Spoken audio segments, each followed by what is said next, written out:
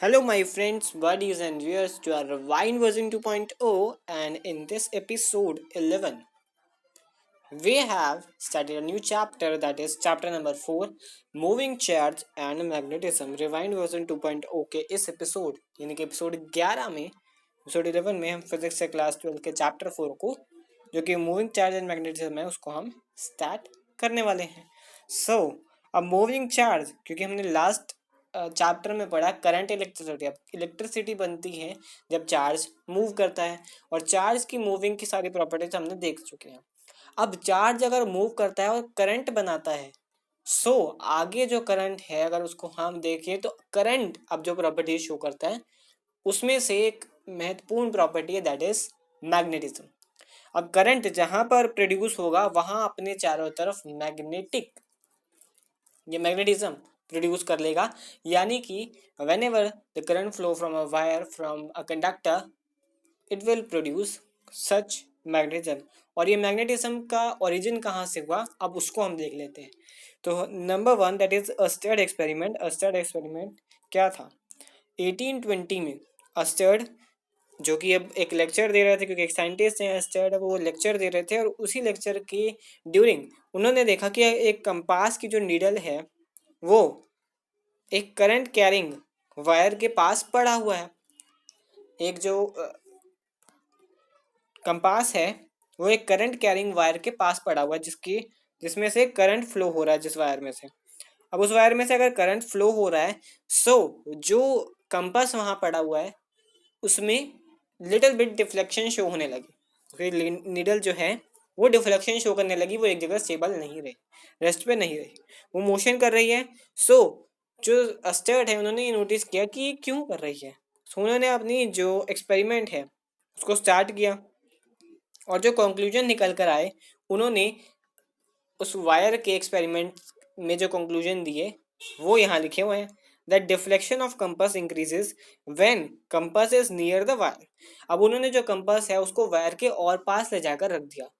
उन्होंने देखा कि डिफ्लेक्शन जो है वो अब इंक्रीज हो गई है. अब ज़्यादा कंपास की निडल इधर उधर डिफ्लेक्ट कर रही है. दूसरी कंक्लूजन उन्होंने देखी है डायरेक्शन है जो पहले पॉजिटिव से नेगेटिव जा रही थी अगर उस टर्मिनल को हम रिप्लेस कर देते हैं यानी कि पॉजिटिव की जगह नेगेटिव लगा देते हैं और नेगेटिव की जगह पॉजिटिव लगा देते हैं जो कंपास की डिफ्लेक्शन है वो भी अब अपोजिट डायरेक्शन में शो होने लगेगी. पहले अगर वो नॉर्थ से साउथ जा रही है तो वो अब साउथ से नॉर्थ की तरफ मूव करेगी. और जो तीसरी एंड फाइनल कंक्लूजन थी कि जब करंट फ्लो नहीं करेगा या फिर इलेक्ट्रोस्टैटिक्स है यानी कि जो करंट फ्लो नहीं करेगा जब चार्ज एट अ रेस्ट है, जब no current is in the wire deflection will be zero. कोई डिफ्लेक्शन नहीं दिखेगी जब करंट उस वायर में नहीं होगा. और इन तीनों कंक्लूजन के बिहाफ पर वो कह सकते थे कि उस तीनों कंक्लूजन के बिहाफ पर अस्टर्ड ने ये बताया कि जब चार्ज मूव करेगा वो करंट प्रोड्यूस करेगा और वो करंट आगे मैग्नेटिज्म प्रोड्यूस करेगी. Moving charge produce magnetism. यही इस चैप्टर का सोल है कि मूविंग चार्ज एंड मैग्नेटिज्म एक जो कॉन्सेप्ट है, पूरा कॉन्सेप्ट मूविंग चार्ज जो है वो कैसे मैग्नेटिज्म को प्रोड्यूस कर पाते हैं. अब जो चार्ज है अगर वो मैग्नेटिक फील्ड में मूव कर रहा है तो उसको कुछ फोर्स एक्सपीरियंस होगी. जैसे अगर इलेक्ट्रिक फील्ड में अगर चार्ज को हम एक पॉइंट से दूसरे पॉइंट की तरफ ले जाएं तो उस पर इलेक्ट्रिक फोर्स अप्लाइड होनी शुरू हो जाती है कि फोर्स ऑफ अट्रैक्शन या फोर्स ऑफ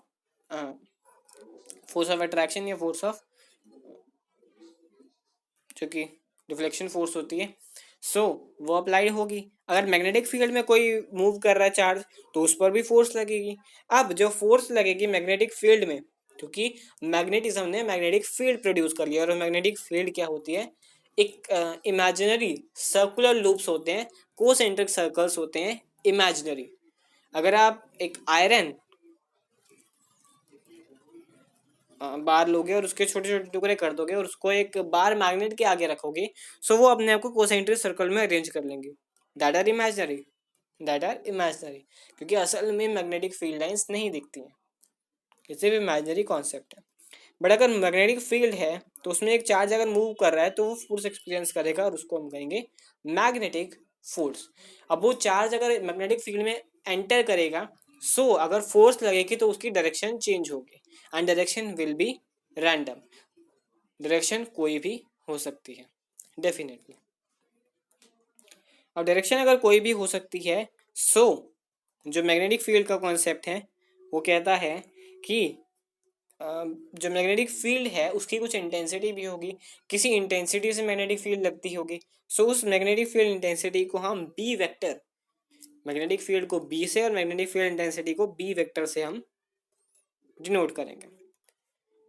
अब जो इस एक्सपेरिमेंट के बाद कंक्लूजन निकले कि जो फोर्स है वो डायरेक्टली प्रोपोर्शनल टू चार्ज होगी, इनकी जितना ज़्यादा चार्ज होगा उतनी ज़्यादा फोर्स लगेगी। और जो फोर्स है, जो मैग्नेटिक फोर्स है, वो मैग्नेटिक फील्ड इंटेंसिटी पर भी डिपेंड करेगी। मैग्नेटिक फील्ड की कितनी इंटेंसिटी है, कितनी इंटेंसिटी से वो फोर्स लगा सकती है। और जो फोर्स है वो डायरेक्टली प्रोपोर्शनल होगी वेलोसिटी की, जिस वेलोसिटी से चार्ज है वो मैग्नेटिक फील्ड में एंटर कर रहा है। कि अगर जल्दी एंटर करेगा तो ज़्यादा जल्दी से फोर्स लगेगी, वो जल्दी से मुड़ जाएगा।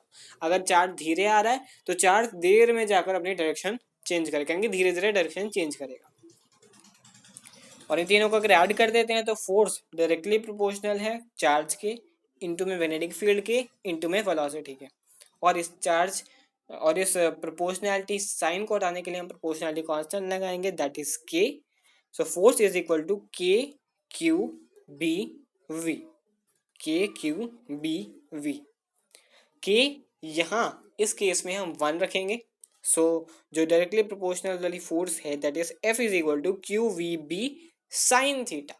अब यहाँ साइन थीटा क्यों आया? क्योंकि अगर चार्ज टेंजेंशियल एंटर करेगा then the force will be different. If charge will enter normally the force will be different, क्योंकि थीटा से यहाँ फोर्स चेंज होगी, क्योंकि Q कांस्टेंट होगा वेलोसिटी से, जिस वेलोसिटी चार्ज कांस्टेंट होगा वेलोसिटी कांस्टेंट होगी, और मैग्नेटिक फील्ड इंटेंसिटी जिस सब्सटेंस की हम ले रहे हैं वो कांस्टेंट होने वाली है। सो जो मेन पर्पस है वो हमारा चार्ज होने वाला है, जो हमारा थीटा होने वाला है, थीटा पर ही फोर्स डिपेंड करेगा। जितने थीटा पर ये जा रही है उतने थीटा पर हमारा फोर्स एक्ट करेगा। अगर इसकी वेक्टर फॉर्म की बात करें तो F vector is equal to q into में v vector into B vector, क्योंकि वेलोसिटी एक वेक्टर है और मैग्नेटिक फील्ड इंटेंसिटी भी एक वेक्टर है। अब डायरेक्शन चार्ज की मैग्नेटिक फील्ड में क्या होगी, क्योंकि अब हम आने लगे हैं चार्ज की डायरेक्शन पे, क्योंकि अब चार्ज जो मैग्नेटिक फील्ड में एंटर करेगा तो वो कहाँ जाएगा? फोर्स हमने निकाल ली इतनी लगेगी, लेकिन जाएगा कहाँ? इसको हम फाइंड करते हैं फ्लेमिंग लेफ्ट हैंड रूल से। फ्लेमिंग लेफ्ट हैंड रूल से। अब फ्लेमिंग लेफ्ट हैंड रूल में क्या कांस्टेंट, क्या बातें सामने आती हैं? दैट अगर हम अपने लेफ्ट हैंड की first 3 fingers that is thumb लेंगे and first 2 fingers that is index finger and middle finger.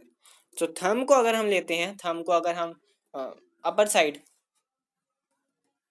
Facing upper side करते हैं तो वो फोर्स की डायरेक्शन लगेगी। इंडेक्स फिंगर को खोलते हैं like a gun that is magnetic field, और इंडेक्स फिंगर को हम खोलते हैं तो हमारे पास that is direction of current, that is the direction of current या डायरेक्शन ऑफ चार्ज। चार्ज कहाँ से आ रहा है? अब जो तीनों है वो 90 डिग्री होने चाहिए, ऐसे होने चाहिए, यानी कि जो तीनों हैं वो एक दूसरे से 90 डिग्री होना चाहिए, यानी कि x plane, y plane and z plane, that is a plane. और अगर एक चार्ज आ रहा है मैग्नेटिक फील्ड में from the left hand side, that अगर हम लगाते हैं that charge is coming from left hand side, so left hand side से चार्ज की डायरेक्शन ये हो गई। ये क्रॉस क्रॉस बताते हैं कि मैग्नेटिक फील्ड बाहर से अंदर की तरफ जा रही है।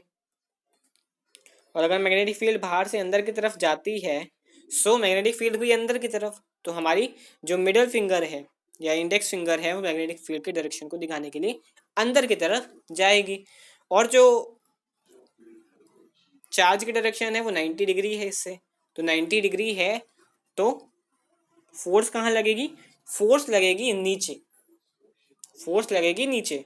तो जो चार्ज है वो नीचे जाएगा और ऐसे करते करते ये एक सर्कुलर राउंड ले लेगा, ऐसे ही करते करते ये एक सर्कुलर राउंड ले लेगा। चार्ज जब 90 डिग्री पर एंटर किया है यहाँ पर हमने 90 डिग्री लिया है कि मैग्नेटिक फील्ड है अंदर और जो चार्ज है वो 90 डिग्री पर एंटर किया है मैग्नेटिक फील्ड के। अगर 90 डिग्री पर ना हो, when the charge will enter normally to the magnetic field, then it will then the charge will move in circular motion। ये देख लिया हमने, सर्कुलर मोशन किया। अगर चार्ज टेंजेंशियल एंटर करेगा मैग्नेटिक फील्ड में तो वो हेलिकल मोशन करेगा, सर्कुलर मोशन नहीं करेगा, वो हेलिकल मोशन स्टार्ट करेगा, यानी कि हेलिक्स मोशन स्टार्ट कर देगा। अब हेलिकल मोशन क्या होता है, सर्कुलर तो होगा लेकिन सर्कुलर के साथ वो आगे बढ़ जाएगा, वो अपनी एक जगह पर सर्कल नहीं बनाएगा, वो आगे बढ़ जाएगा लाइक अ स्पाइरल जिसमें डेप्थ हो, that is the helix motion और हेलिकल मोशन। सो ये हो गया हेलिक्स मोशन। अब मैग्नेटिक फील्ड इंटेंसिटी जिसको हमने लिया था वो क्या होगी। अब जो मैग्नेटिक फील्ड इंटेंसिटी है, अगर छोटे बार मैग्नेट लेते हैं तो 10⁻⁻2 T, that is T Tesla. Tesla magnetic field intensity का एक यूनिट है। अर्थ सरफेस पर जो मैग्नेटिक फील्ड इंटेंसिटी होगी दैट इज 10⁻⁵ टेस्ला। और जो ह्यूमन है नर्व फाइबर, जिसकी वजह से हम MRI जो ब्रेन की होती है, ब्रेन में न्यूरॉन्स होते हैं, उसकी वजह से हम MRI करा पाते हैं, दैट इज द 10⁻10 टेस्ला की इंटेंसिटी की वो होती है। और जो 1 टेस्ला है वो 10⁻4 गॉस के इक्वल होता है। अब बात आती है फोर्स को हम इन टर्म्स ऑफ करंट लें, क्योंकि फोर्स में जो आ रहा है चार्ज आ रहा है, और charge per unit time that is current, charge per unit time में दैट इज करंट। अब फोर्स वेक्टर को हमने लिया Q इंटू में V वेक्टर इंटू में B वेक्टर। अब फोर्स जो है चार्ज अपॉन टाइम, तो हम वेलोसिटी अपॉन टाइम भी ले लेंगे और वहां से B वेक्टर को हटाते हुए B साइन थीटा ले लेंगे। अब Q upon T that is charge, charge को हम डिनोट करते हैं I से, और velocity into time that is distance, distance को हमने ले लिया L से, L से हमने डिस्टेंस को डिनोट कर दिया। तो force in terms of current, अगर करंट दिया हुआ है, लेंथ दी हुई है, तो हमें फोर्स निकालनी है एक चार्ज की जो मैग्नेटिक फील्ड में मूव कर रहा है, that is force is equal to ILB sine theta. यहाँ भी साइन थीटा मैटर करेगा। और अगर इसकी वेक्टर फॉर्म चाहिए तो F vector is equal to I inside the brackets L vector into में B vector. So that is the force in terms of current. So that is the summarization of this video. I hope you all will understand the topics covered in this video. और आगे की video में हम काफ़ी इस chapter से जुड़े important topics को कवर करेंगे। And definitely the board exam will start on 4 May.